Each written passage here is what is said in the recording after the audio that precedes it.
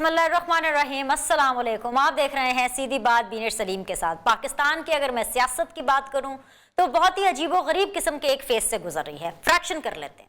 हुकूमत की बात करें तो हमारे जो मोहतरम वजीर आजम है प्राइम मिनिस्टर इमरान खान साहब, वो तमाम तर महंगाई के बावजूद, तमाम तर बैड गवर्नेंस के बावजूद मकबूलियत के ग्राफ को चीरते तोड़ते चले आ रहे हैं। उसकी एक ताज़ा एग्जाम्पल जो कल के शो में भी मैंने डिस्कस की, आपको दिखाया भी, आज भी मैं दोबारा बात करने पर मजबूर हूँ कि एक इवेंट का इनेकाद किया जाता है। इवेंट है कामयाब जवान का प्रोग्राम। वो कामयाब जवान का प्रोग्राम जिसकी कोई मेन स्ट्रीम मीडिया के ऊपर तशहीर नहीं की जाती, कोई पब्लिसिटी नहीं की जाती, इस्लामाबाद के एक स्पोर्ट्स कॉम्प्लेक्स के अंदर ऑर्गेनाइज किया जाता है और हम देख सकते हैं कि लोगों का जम्मे गफीर है, वहां पर तिल धरने की जगह नहीं है। ये है प्राइम मिनिस्टर इमरान खान की मकबूलियत जो कि तमाम तर महंगाई के बावजूद जूं की तू बरकरार है। अगर मैं ऑपोजिशन की बात करूं, ऑपोजिशन की एक मखसूस जमात की बात करूं, पीएमएलएन की बात करूं, तो तमाम तर इंग्रेडिएंट्स, परफेक्ट इंग्रेडिएंट्स होने के बावजूद ऑपोजिशन हुकूमत को टस से मस नहीं कर पा रही है। बहुत प्रेशर के बाद, आवाम के प्रेशर के बाद, मीडिया के प्रेशर के बाद, जो मुत्तहिदा ऑपोजिशन है जो कि अभी नई रिफॉर्म्ड वर्जन ऑफ पीडीएम है, वो 4 महीने के बाद उस लॉन्ग मार्च या उस महंगाई मार्च की डेट देती है जो कि महंगाई आज है, लेकिन उसका लॉन्ग मार्च 4 महीने के बाद वो जाकर के इस्लामाबाद में करेगी। और ये अनाउंसमेंट करने के बाद, इतने दबाव के अंदर ये अनाउंसमेंट करने के बाद ऑपोजिशन, पीएमएलएन ये समझ रही है, पीडीएम ये समझ रही है कि उसने अपना ऑपोजिशन होने का हक अदा कर दिया। जो दूसरी ऑपोजिशन है, जो बकाया आधी ऑपोजिशन है, जो कि पाकिस्तान पीपल्स पार्टी है, उसकी मैं क्या बात करूं, वो तो बिल्कुल ही अलग डगर पे चली गई है। क्या है वो डगर कि जी को चेयरमैन पाकिस्तान पीपल्स पार्टी के साबिक सदर आसिफ अली जरदारी साहब जो हैं, वो लाहौर में बैठ करके लंदन में बैठे ताहयात कायद पीएमएलएन के नवाज शरीफ को ललकार रहे हैं, उनको ताने दे रहे हैं। वो ये कह रहे हैं कि जो शख्स पाकिस्तान में नहीं आना चाहता, जो शख्स पाकिस्तान की इस धरती में मरना नहीं चाहता, उसके पाकिस्तान में क्या स्टेक्स होंगे।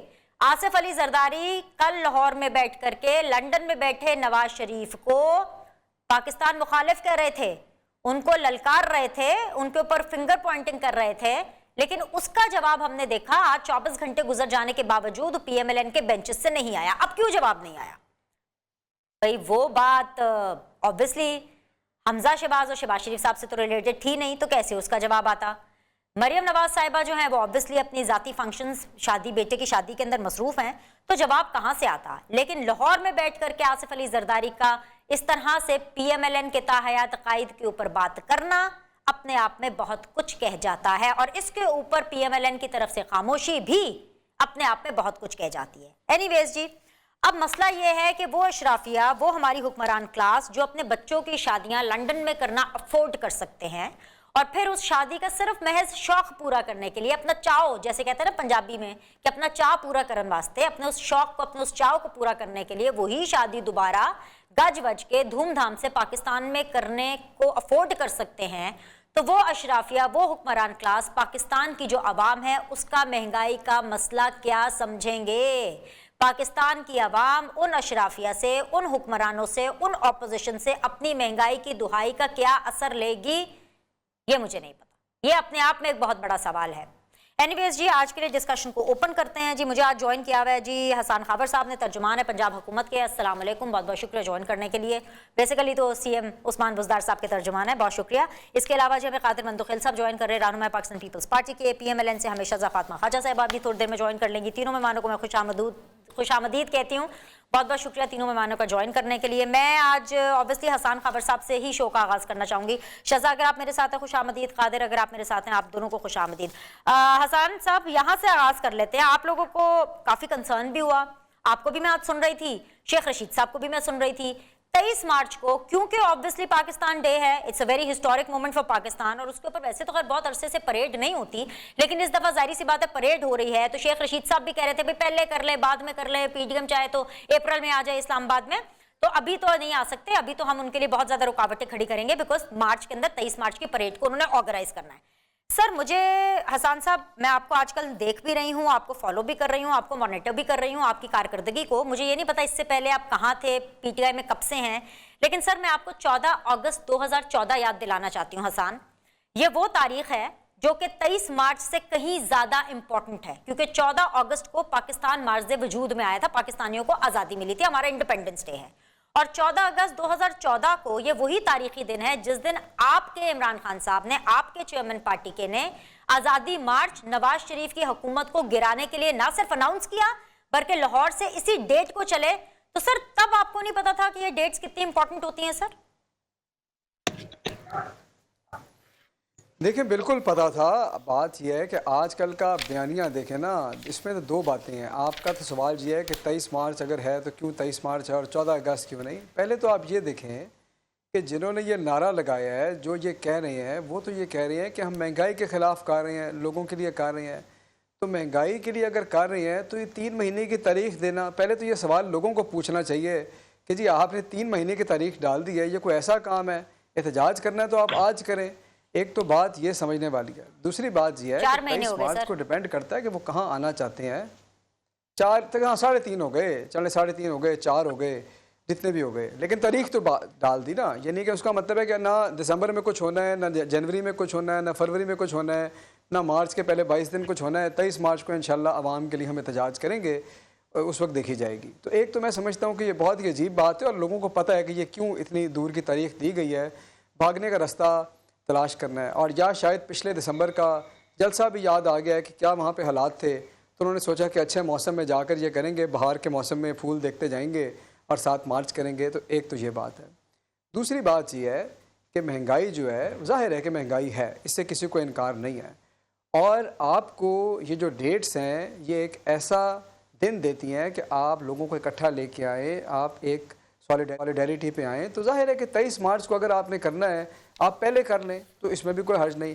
आप ये कह रही हैं कि जी 14 अगस्त को आपने क्यों जलसा किया था और 23 मार्च को वो क्यों नहीं कर सकते? करना चाहें तो कर लें, अप्रोप्रिएट चॉइस नहीं है क्योंकि उनका नारा इस किस्म का है। इसलिए मैं ये समझता हूँ कि उनको नहीं करना चाहिए, और अगर वो करने में इंटरेस्टेड है तो जल्दी करें। और दूसरी बात विनेश ये है कि आप इनका ट्रैक रिकॉर्ड देख लें ना। कभी ये कहते हैं कि जी हमने मार्च करना है, कभी कहते हैं जी इस्तीफ़े देने हैं, कभी कहते हैं तहरीक अदम एतमाद करनी है। वो करते करते एक एक करके कश्ती में से लोग उतरते जा रहे हैं, कश्ती आहिस्ता आहिस्ता डूबती जा रही है। ये फैसला नहीं हो रहा कि करना क्या है। तो मैं समझता हूँ कि ये बयानियाँ कल के बाद तो बिल्कुल ही मज़े का खेल हो गया। हसन, ये तो पूरी सिचुएशन पीटीआई को सूट करती है, लेकिन मेरी अर्ज सुन लीजिए हसन, सिर्फ ये है, और उसके बाद मैं ऑपोजिशन की तरफ जाना चाहूंगी कि उन्होंने आपके खिलाफ एहतजाज करना है। अपेरेंटली आपकी पॉलिसीज, आपकी ने जो महंगाई क्रिएट की उसके खिलाफ एहतजाज करना है। ऑपोजिशन ने कब करना है एहतजाज, कैसे करना है, this is between the opposition and the people of Pakistan, जो कि ऑपोजिशन के नैरेटिव को और आपकी महंगाई से तंग है। सर आप डिक्टेट नहीं ना कर सकते, मेरी अर्ज ये है। मैं तो बिल्कुल डिक्टेट नहीं कर सकता।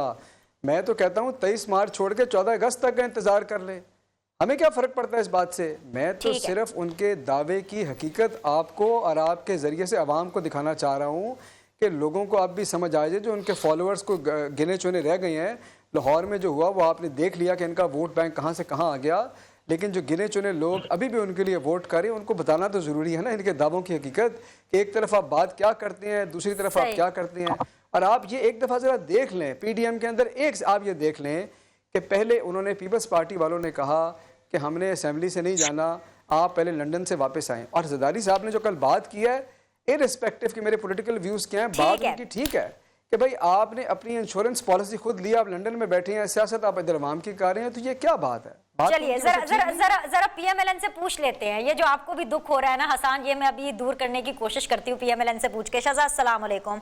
शहजा, आप जब हुकूमत में थे तब भी आप बैकफुट पे थे, आज आप ऑपोजिशन में हैं तो इतनी बैकफुट पे, इतनी ठंडी ठार ऑपोजिशन, मतलब सर्दी उतनी नहीं पड़ रही जितनी ठंडी मैंने पीएमएलएन की ऑपोजिशन देख ली है। 4 महीने के बाद की डेट आपने अनाउंस कर दी उस महंगाई मार्च के लिए जो कि आज है। अगर खान साहब ने 4 महीने में महंगाई ठीक कर दी तो आपका मार्च किधर जाएगा? मुझे बताएं शहजा, ऑपोजिशन को मार्च के लिए क्या तैयारी करनी होती है? कोई पैसे बांटने होते हैं, कोई देगे तैयार करनी होती है? उठें और जाएं और जाके इस्लामाबाद बैठें और हसन साहब को इसका जवाब दें, शेख रशीद साहब को जवाब दें कि आप क्या कर सकते हैं, कितना मसल है ऑपोजिशन में, बताएं लोगों को ये।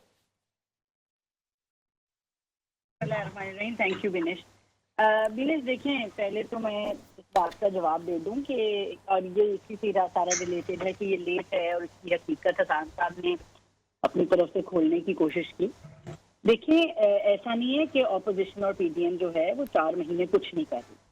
पहली बात तो ये है कि लाहौर का जलसा जो था वो भी ठीक था, मैं उसमें मौजूद थी, उसकी रैली सारी बेहतरीन थी, कोई ऐसा मसला नहीं था। उसके बाद भी पीडीएम के जितने जलसे हुए चाहे वो KPK में हुए हैं, चाहे वो सिंध में हुए हैं, चाहे वो पंजाब में हुए हैं, वो सारे जो जलसे हैं कामयाब जलसे हैं, लोग खुद बाहर आ रहे हैं। और अभी से लेके अगले 4 महीने भी जो है वो तमाम शहरों में बड़े जलसों का जो है वो एक प्रोग्राम है। और उस प्रोग्राम के तहत जो है वो एक स्केड्यूल के मुताबिक PDM की लीडरशिप ने डिसाइड किया है कि अगले 4 महीने चीज़ों को किस तरह लेके चलना है। और जो मार्च है दैट्स द कल्मिनेशन पॉइंट। वो ये नहीं है कि अभी से लेके मार्च तक अब हम वेट करते रहेंगे बैठ के और इनकी शक्ल देखते रहेंगे। ये वो एक कल्मिनेशन पॉइंट होगा and it will be decisive point. और अगर ये आपका ख्याल है कि ये अगले 4 महीने में महंगाई को किसी भी तरह, मैं कहती हूँ तो खैर इनके बस की बात क्या, ये तो सोच भी नहीं सकते, ये कंट्रोल भी अगर कर लेना तो मैं आपके प्रोग्राम में दोबारा आ जाऊँ। पाकिस्तान की तारीख में सबसे ज्यादा महंगाई पिछले महीने हुई है। इस वक्त हमारा जो सेंसिटिव प्राइस इंडेक्स है, जो कंज्यूमर प्राइस इंडेक्स है, वो शजा, लेकिन इतनी महंगाई के बावजूद अगर ऑपोजिशन का नैरेटिव माना जाए तो इसके बावजूद इमरान खान इतने मकबूल हैं। आपने शायद वो फुटेजेस नहीं देखी, मैं आपको व्हाट्सएप भी कर देती हूँ, शो के शुरू में भी मैंने चलाई, जो कल इस्लामाबाद स्पोर्ट्स कॉम्प्लेक्स में कामयाब जवान का एक कामयाब तरीन प्रोग्राम हुआ। इसके बावजूद इतनी ज्यादा पॉपुलैरिटी इमरान खान साहब की। ना एक सेकंड, कामयाब जवान जैसे जो प्रोग्राम्स होते हैं ये आपकी जो एज अ गवर्नमेंट जो आपके प्रोग्राम्स होते हैं वो फर्क चीज होती है। How can you compare it to a political जलसा? आप कामयाब जवान जैसा प्रोग्राम लॉन्च कर रहे हैं, एक यूथ के लिए प्रोग्राम लॉन्च कर रहे हैं, एक हुकूमत लॉन्च कर रही है। देखिए हुकूमतें तो स्कूलों के बच्चे भी लाती हैं, यूनिवर्सिटियों के बच्चे भी लाती हैं, टीचर सरकारी जो है वो पास करने को तैयार हो जाते हैं। इस तरह की आप एक गवर्नमेंट के प्रोजेक्ट को एक सियासी जलसे से कंपैरिजन कर रहे हैं, एप्पल्स एंड ऑरेंजेस है, इस तरह नहीं होती ये चीजें। आपने अगर कंपेयर करना है तो आप इनके ये हालात देखें कि इनके मुंह दिखाने की इनके पास जगह नहीं थी, इसलिए इन्होंने लाहौर में जो अपने साथ किया है, आप सोच सकती हैं कि कोई 18 साल से अच्छा शजा पार्टी है, एक मेन कैंडिडेट लाहौर में उसने इलेक्शन लड़ना है, लाहौर सेंट्रल लाहौर का, उसको यही नहीं पता कि उसका प्रपोजल उसके हल्के का होना चाहिए। उसके ऊपर भी मैं आती हूँ शजा। NA 133 पे भी हम बात करते हैं कि आपके साथ अच्छी हुई है कि बुरी हुई है, लेकिन एक मिनट जरा पॉज लगाइए, मैं ना आपको फुटेज दिखा देती हूँ। आई एम श्योर आपके सामने कहीं टीवी होगा, अगर आप घर से बाहर नहीं है जरूर वो टीवी पे आप फुटेज देखें, मैं आपको व्हाट्सएप भी कर दूँ, आप एक नजर देखिए क्योंकि मुझे कादिर भाई को भी दिखानी है, आप वो देखिए। जिस तरह नवाज शरीफ जब प्राइम मिनिस्टर थे तो गो नवाज गो एक ट्रेंड बन गया था, नवाज शरीफ साहब कहीं पर भी जाते थे बतौर प्राइम मिनिस्टर। आपने इस्लामाबाद के जलसे नहीं देखे जहाँ पे गो इमरान गो उनको नाराज नहीं, लेकिन कल ऐसा नहीं हुआ ना, ये रिसेंट है बिल्कुल, कल जब PDM ने अपनी तारीख अनाउंस की, मैं इसीलिए तो कह रही हूँ मैं भी उतनी ही हैरान हूँ जितनी आप हैरान है। आप एक नजर देख लें शजा, एक नजर देखिए, फिर उसके बाद मैं आपके पास आती हूँ, बात मुकम्मल आपकी सुनती हूँ। जरा दिखाइए जी, कल Imran Khan prime minister of Pakistan की एंट्री, लोगों का जोश और जज्बा और लोगों की तादाद।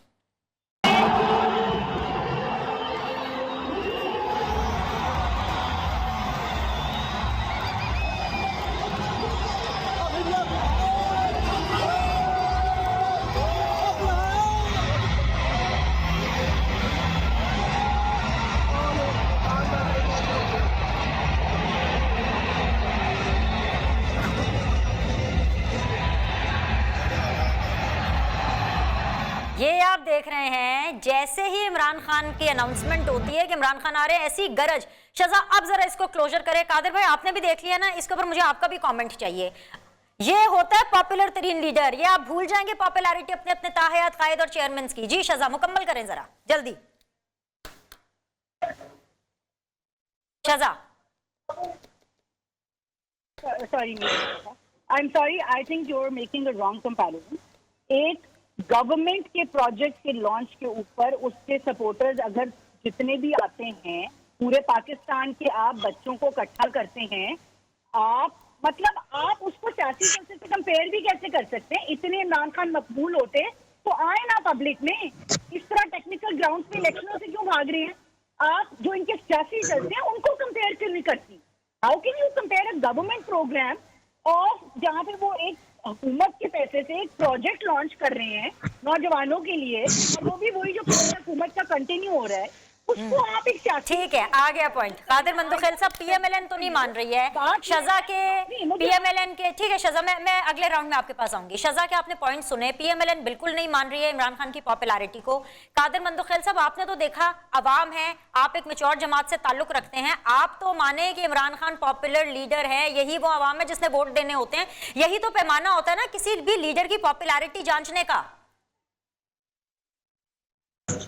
बेनिश, आपको वैसे सलाम है आपके तजिया के ऊपर कि आप एक स्टेडियम के अंदर, एक ग्राउंड के अंदर, एक हल्के के अंदर टाइगर फोर्स या जो भी फोर्स इमरान नियाजी साहब ने थे उसको जमा करके आप उसको फिर इमरान खान को उसके सामने आते हो, फिर आप पॉपुलर कहते हो। अगर आप ऐसी पॉपुलरिटी आपने देखना था तो कल आप आसिफ अली जरदारी साहब कब देखते जो बिलावल में प्रोग्राम हुआ था। कमाल है। आप एक काम करें, मैं आपको चैलेंज करता हूँ, ये पंजाब के तर्जमान साहब बैठे हुए हैं, आप टीवी कैमरा लेके मेरे साथ इनकी पसंदीदा इलाके में चलते हैं, जो इनका फेवरेट इलाका है वहां चलते हैं और आवाम से इंटरव्यू लेते हैं। फिर आपको पता चल जाएगा कि लोग इन समेत मुझे और आपको भी जूते मारेंगे कि नहीं मारेंगे। कमाल की आपको तजिया कर दियो, एक लोगों को क्राउड जमा करके और नारे लगा। कादिर भाई, एक मिनट, कादिर भाई अपने दिल पे हाथ रख के बताइए, जरदारी साहब को लेकर मैं कराची के किसी भी बाजार में जा सकती हूँ? मुझे ये बताएं। हसान के साथ मैं चली जाऊंगी, क्या चीज? हसान के साथ मैं लाहौर के किसी भी बाजार में चली जाऊंगी, क्या जरदारी साहब के साथ मैं किसी भी कराची के बाजार में जा सकती हूँ सर? आप बात उल्टा मुझ पे ना घुमाए। आपने दिखाया ना कि ये कितना पॉपुलर है, तो मैंने उनका हवाला दिया, ये पॉपुलरिटी पता चल जाएगी आपका पसंदीदा हल्के में मैं आपके साथ चलता हूँ, नून लीग के साथी, और ये एहसान खावर साहब को भी ले चले तो आपको पता चल जाता है कि लोग हमें भी अंडे टमाटर मारते कि नहीं मारते। महंगाई का तूफान देख लिया आपके सामने, लैंड ऑर्डर का सूरत-ए-हाल आपके सामने, खारजा पॉलिसी आपके सामने, माशी पॉलिसी आपके सामने। आपको और क्या चाहिए? और कितने बेड़ा गर्क करता है इस मुल्क का? 3.5 साल में, अभी पिछले महीने स्कूल के प्रोग्राम से खिताब किया इमरान नियाजी साहब से, बड़े फख्र से कहा कि 2 करोड़ बच्चे स्कूल नहीं जा रहे। तो खुदा का खौफ खा लो, ये आपका कंटेनर नहीं है। आपको किसी ने सुबह नहीं बताया कि आप वज़ीर-ए-आज़म बन गए। आप 3.5 साल बाद भी के 2 करोड़ बच्चे स्कूल नहीं जा रहे, कोई शर्म होती, कोई आया होती ना। वो इनके अपोजिशन लीडर सिंध में जो फिरदौस शमीम नकवी साहब थे। बात ये है कि पेट्रोल का हाल आपके सामने है, आपका आटा चीनी घी आपके सामने। स्कैंडलों की मैं बात नहीं करूं, मैं IMF की बात नहीं करूं कि IMF के पीछे में अगर मैं गया हूं तो मैं खुदकशी करूंगा। अभी IMF के कहने पे जो रिपोर्ट आई हुई एडिटर जनरल पाकिस्तान की, कोरोना के मद में जो उनके पास खैरात सदका पैसे आ गए, उसमें से 40 अरब शुरू से गायब है। उसके बाद 6 महीने तक उस रिपोर्ट को दबा के रखा उन्होंने, और फिर IMF के प्रेशर में ऊपर से जाके इनके गवर्नर पंजाब ने राज खोल दिया कि 6 अरब डॉलर के लिए उन्होंने जो ना वो, चलिए पूछ लेते हैं, 2-3 चीजें इकट्ठी कर दी कादिर भाई आपने, ये भी पूछ लेते हैं।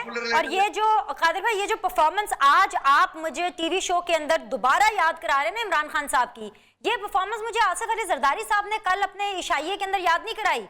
वो तो कल लंदन में बैठे नवाज शरीफ के ऊपर तनकीद कर रहे थे, मुझे उस पर भी बात करनी है। छोटा सा वक्फा लेते हैं, ब्रेक के बाद वापस आएंगे, तीनों पैनलिस्ट मेरे साथ बने होंगे। Will be back in a bit.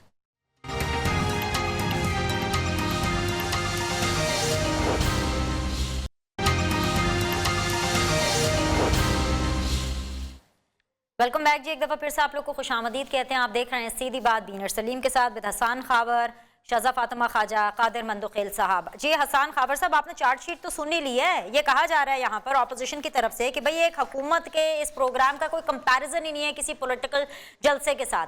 बाकी आपने तमाम तर जो चार्जशीट है वो सुन लिए। जवाब दीजिए कि आप पैसे वैसे दे करके बच्चों को, लड़कों को, नौजवानों को आपने इकट्ठा कर लिया जिन्होंने इमरान खान के हक में नारे लगाए हैं इधर। अच्छा देखें, पहले कादिर साहब की बात कर लेते हैं। कादिर साहब बात करते करते ये भूल जाते हैं कि वो सिर्फ़ और सिर्फ अपोजिशन के मेंबर नहीं हैं, उनकी अपनी हुकूमत सिंध में बड़े साल से है। उनको से मेरी दरख्वास्त है कम से कम आर्गूमेंट नून लीग के ना कॉपी किया करें, अपने आर्गूमेंट तो ले आएँ, अपने सिंध की हुकूमत तो देखें। ये जो आपको चैलेंज दे रहे थे, मैं चैलेंज कबूल करता हूँ। बिनिश आपको साथ ले लेंगे, आपको मेरे साथ लाहौर में ले जाएंगे, कादिर साहब तक कराची चले जाएँ। अगर आप मुझे खुद ना बताएं और आप फैसला सुना दीजिएगा क्या हालात हैं, कि किस दुनिया में रहते हैं। और दूसरी मज़े की बात यह है, दिलचस्प बात, ये लोग हाई मॉरल ग्राउंड रहते हैं। ये किसके सामने नहीं है कि सिंध की सियासत और पीपल्स पार्टी की सियासत की बुनियाद करप्शन पे पिछले कितने सालों से रखी गई। ये हाई मॉरल ग्राउंड लेते हैं, ये सियासी बातें करते हैं ये चारों सूबों की जंजीर माशाअल्लाह अल्लाह के फजल से पिछले 10 सालों में रेजा कर दी और एक रूरल सिंध तक महदूद होकर रह गई। ये किस दुनिया की बातें करते हैं, किस दुनिया की। और ये जो आपको दूसरा कादिर साहब का माशाल्लाह ये तरीका है कि जो सवाल पूछे उसका जवाब नहीं देते, मैं आपको दे देता हूँ। आपने कहा कि जरदारी साहब क्यों मियाँ साहब पे अटैक कर रहे थे, उसकी वजह यह है कि जरदारी साहब ने भी ये देख लिया है कि मियाँ साहब नवाज शरीफ साहब की परिवार से दूरी और मुफादात इतने अहम कादिर भाई आपके पास, हसन को सुन लीजिए, आप ही के पास आ रही हूँ, वेट करें, सुन लें। कादिर साहब सुन ले बात। ये जो कल जरदारी साहब ने बात की है ना, जरदारी साहब ने कल बात की है ना, वो इसलिए किया है, ये उनसे सुनने का हौसला रखें। सच बड़ा कड़वा होता है, सच बड़ा जवाब दे दो ना, आपको कहें सुनने का हौसला भी रखें। सवाल किया तो कादिर भाई बारी बारी मैं आप ही के पास आ रही हूँ, उनका आर्गुमेंट तो मुकम्मल होने देना, ऐसे टाइम जाया होता है। जी हसन बोले। कादिर साहब जवाब बड़े तहम्मुल से सुनेंगे जरा, और जरा कड़वी बात भी। कादिर साहब हौसला स्पोर्ट्समैनशिप पैदा करे ना, और मान लें स्पोर्ट्समैनशिप जरा डाल लें अपने अंदर, थोड़ा हौसला पैदा करें, पैदा करें, बात सुने। यही तो आपका रवैया है, यही तो आप लोगों का रवैया। आप आवाम की बात भी नहीं सुनना चाहते, लोगों की बात भी नहीं सुनना चाहते, आप चाहते हैं कानों तक हमारे सच पहुंचे ही ना। सुन लें बात, सुन लें। अच्छा, जरदारी साहब का मसला ये है, उन्होंने इसलिए मियाँ साहब पे अटैक किया, उनको नज़र आ गया है कि मियाँ साहब की जो पॉलिसी है वो तो सिर्फ सियासी अपोजिशन नहीं रह गई, उसमें इदारे भी उसकी आग में जलना चाहते हैं। जो नाम है आपके जो अदलिया के लोग हैं वो भी उसमें जलेंगे। जरदारी साहब ने कहा ये किस रास्ते पर चल बैठे हैं तो मुल्क को ले डूबेंगे, इनसे रास्ता अलग करो। उनको समझ आ गई थी पहले, इसलिए पीडीएम की कश्ती छोड़ी। कल बात इलेक्शन में भी पहले वाज़ेह होगी, कल उनके बयान से वाज़ेह हो गई। उन्होंने कहा भाई ठीक है, मुल्क रहेगा तो सियासत करेंगे। ये तो मुल्क तोड़ने के चक्करों में ये क्या बातें कर रही हैं, ये मैं जवाब दे देता हूँ। कादिर साहब को देना चाहिए था, लेकिन चलो मैं दे देता हूँ। कोई आ गया पॉइंट आपका। अब मैं जरा कादिर मंदोखेल साहब से पूछ लूं। कादिर भाई मुझे पहले वैसे एक बात बताएं। नहीं, अरे सर मुझे सवाल तो करने देना। कादिर भाई मैंने आपसे सवाल पूछना है, मैं बड़ी बेचैन हूँ ये जानने के लिए। वो जैसे ड्यूल नेशनैलिटी नहीं ना चलती पाकिस्तान की सियासत में, उस तरह कादिर भाई ड्यूल पॉलिटिक्स भी नहीं चलती। वो मैं आपको बताती हूँ क्यों। लाहौर बैठ के आप लंदन में बैठे नवाज शरीफ के ऊपर तनकीद कर रहे हैं कि भाई जिसने पाकिस्तान नहीं आना उसका पाकिस्तान में कोई स्टेक नहीं है। सर मतलब ये आप कह रहे हैं कादिर भाई, पाकिस्तान पीपल्स पार्टी हमें बता रही है, वो पाकिस्तान पीपल्स पार्टी जो पीएमएलएन के साथ इकट्ठे बैठ के इशाइये करती है, इकट्ठे बैठ के खाने खाती है, इकट्ठे पार्लियामान में होती है, इकट्ठी ऑपोजिशन बेंचेस शेयर करती है, इकट्ठी प्रेस रिलीजेस निकालती है, इकट्ठे पीडीएम बनाती है, फिर पीडीएम से बाहर निकल जाती है। सर आप इमरान खान से सीखे कादिर भाई। इमरान खान ने डिसाइड कर लिया ऑपोजिशन का मुंह नहीं लगाना, ऑपोजिशन का मुंह नहीं लगाना, जो चाहे मर्जी हो जाए। आप डिसाइड कर लें कि आपने नून लीग को मुंह नहीं लगाना, फिर जो चाहे मर्जी हो। क्या इमरान न्याजी साहब ने यह नहीं कहा कि मैं शेख रशीद को चपड़ासी भी न रखूं? आज पाकिस्तान का सबसे बड़ा उद्यमी है। क्या उन्होंने काफ लीग को डाकू नहीं कहा? आज उनका स्पीकर बना दिया है। मैं ज्यादा उस बेस पे नहीं पढ़ना चाहिए, लेकिन पीपल्स पार्टी का जो सियासत है यकीनन नून लीग के अंदर जो खराबी है हमने उसके सामने रखना है। मैं कानून का तालिब इल्म हूँ, खावर साहब पता नहीं कितना कानून जानता है। आइन का आर्टिकल 25 से कहता है तमाम इंसान बराबर है। हुजूर पाक सल्लल्लाहु अलैहि वसल्लम ने आखिरी खुतबा में कहा काले को गोरे काले पे कोई फौकियत हासिल नहीं है। तो फिर क्या बात है कि एक साइकिल चोर बकरी जेल तो जेल में सड़ रहा है और नवाज शरीफ साहब लंदन में, तो कानूनी हक है हमारा। यही तो जरदारी साहब ने कहा, उसमें गलत किया। फिर बिलावल साहब ने कहा कि जिसने मेरी माँ को यानी भुट्टो की बेटी को चोर कहा, आज तो अदालतों ने फैसला दे दिया। तो ये बात नहीं कहना चाहिए। आज भी अपोजिशन के साथ तो हम उस लेवल पे है जहां हुकूमत की गलती हो, जहां असेंबली के फोरम पे आज भी हम तमाम अपोजिशन इकट्ठे हैं। मगर अगर कोई सियासत से हट के कोई काम करेगा या अदालत उसे हट के रिलीफ देगा तो हम अदालत के सामने भी अपनी आवाज जरूर ऊंचा करेंगे। हम जरूर बताएंगे साकिब निसार साहब को कि आपने इमरान न्याजी साहब को सादिक और अमीन कैसे डिक्लेयर किया है। आइए मेरे पास अमेरिकन कोर्ट का फैसला है, मैं चैलेंज करता हूं इहसान खावर साहब को कि इमरान खान साहब को मैं सादिक और अमीन डिक्लेयर से वापस दूसरे तरफ ले जाऊंगा, क्योंकि मेरे पास फैसला है अमेरिकन कोर्ट का।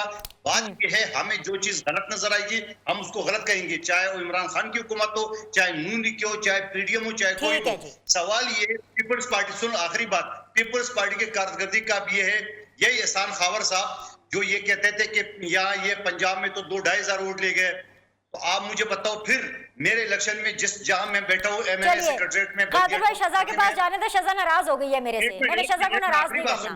नहीं कादिर भाई, शजा नाराज हो गई है ना कि इमरान खान को पॉपुलर लीडर कह दिया, गलत जलसे का कंपैरिजन कर दिया। शजा के पास जाने दे, आप क्यों चाहते हैं कि हालात खराब हो? पहले एनए 133 में कादिर भाई आप लोगों ने उनकी लीड कम कर दी है। ओ कादिर भाई साबित कर दूंगा ये शादी कमी नहीं है।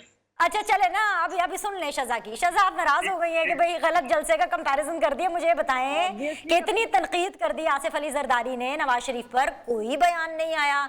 एनए 133 में पाकिस्तान पीपल्स पार्टी ने आपकी लीड इतनी कम कर दी। आप पीपल्स पार्टी को मुबारकबाद दीजिए। मुझे बताइए कि आपकी पार्टी में, आपके हलकों में, आपके बेंचेस पर क्या चल रहा है? 4 दहाइयों से वो जो आपका हलका है, आप उसमें लोगों को, वोटर्स को निकाल नहीं पाए। आप जलसे कैसे करेंगे? मैं इसलिए कंसर्न हूं, कैसे करेंगे लॉन्ग मार्च, कैसे करेंगे महंगाई मार्च?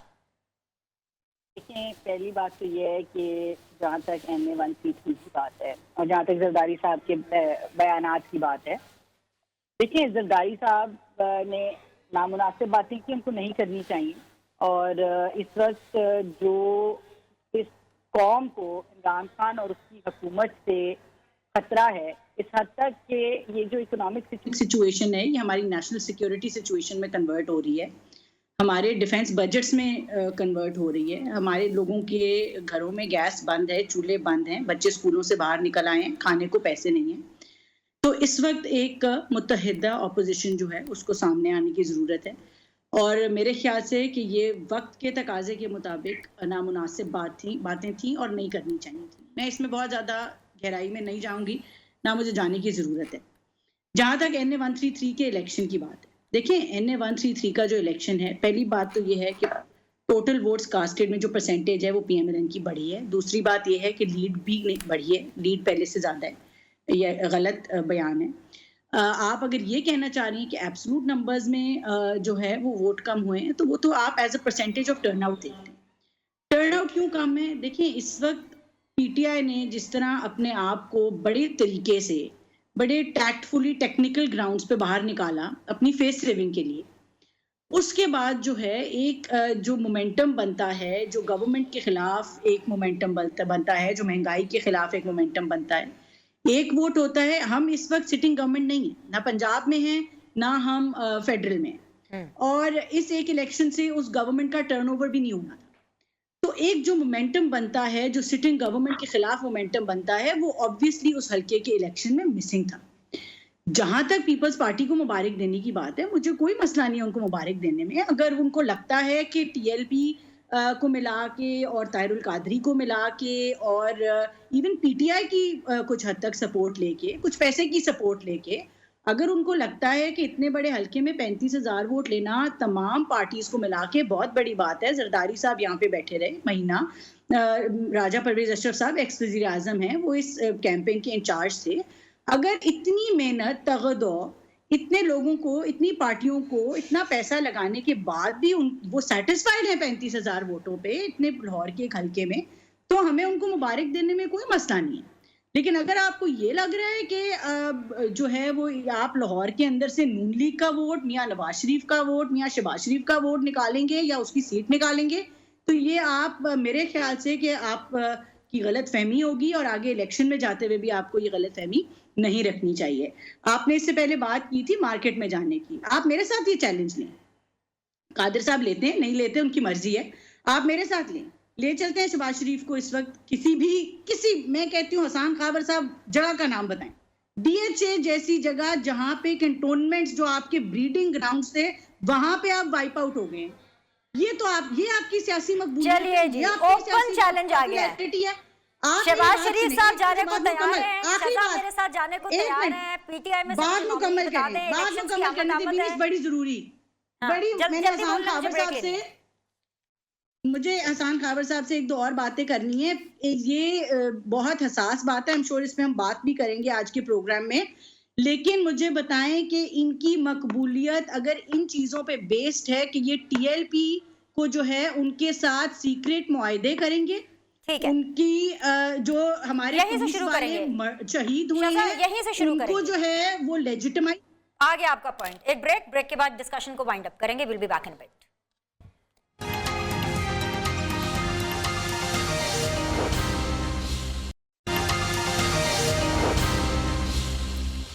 Welcome back ji. कादिर मंदोखेल, हसान खाबर, शजा फातिमा खाजा मेरे साथ मौजूद है। हसान, चैलेंज आ गया है, इसको कबूल कीजिए। शजा इज रेडी, शहबाज शरीफ, शजा कहीं पर भी आप लाहौर में उनको ले जाएं। क्या इमरान खान साहब और हसान खाबर जाने के लिए तैयार है मेरे साथ?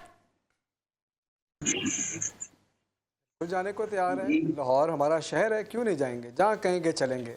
दूसरी बात यह है कि शजा फातिमा ख्वाजा जो है, मैंने देखा है बड़ी शाइस्ता और लॉजिकल तरीके से बात करती हैं। मैं इनकी बात का जवाब देना चाहता हूँ।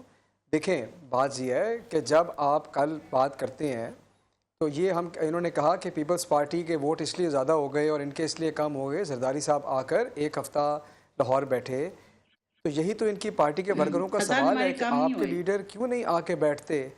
इसका जवाब नहीं है। अच्छा, फिर लोग इनसे पूछते हैं कि जी अदालतें आपको सज़ा सुनाती हैं, आप नहीं मानते, आप हमें दे दें। ये 16 अरब रुपया कहाँ से आया है? इनके पास जवाब नहीं है उन बातों का। ये वो बातें जो लोग पूछते हैं। अच्छा, अब ये कहते हैं कि जी आप अपने जलसे को भी कंपेयर ना करें, ये ऐसा जलसा नहीं, ये वैसा जलसा है। जब NA 133 की बात होती है तो ये कहते हैं टर्न आउट कम था। मेरा मशवरा इनको ये है कि ये इंट्रोस्पेक्शन का टाइम है और ये वजह समझें। और आज ये देख लें कि आपने बिनिश खुद कहा है कि ये दिन आ गया कि 24 घंटे हो गए जरदारी साहब ने मियाँ साहब के ऊपर एक डायरेक्ट अटैक किया। 24 घंटे में इनकी पार्टी की तरफ से कोई जवाब नहीं देने वाला आज, और लोग सवाल कर रहे हैं और उसी हलके के अंदर लोग निकल नहीं रहे और इनके लोग जाकर इनसे एलिनेट होके इनके बुक्स में जाकर पीपल्स पार्टी को वोट डाल रहे हैं। इनको ये समझनी पड़ेगी कि मौरूसी सियासत की भी लिमिटेशंस होती हैं। आप बाहर बैठ के चाहते हैं कि वो सिस्टम इधर चले, ऐसे नहीं चलता। लोग सवाल करते हैं। ये मुस्लिम लीग नून के लिए लम्हा फिक्रिया, और ये आपने जो शुरू में बात की। चलिए जी, बहुत शुक्रिया। मेरे प्रोग्राम का वक्त खत्म हो गया। तीनों मेहमानों को बहुत शुक्रिया। आप लोगों से कल मुलाकात करेंगे। आपके फीडबैक का इंतजार रहेगा। अल्लाह हाफिज।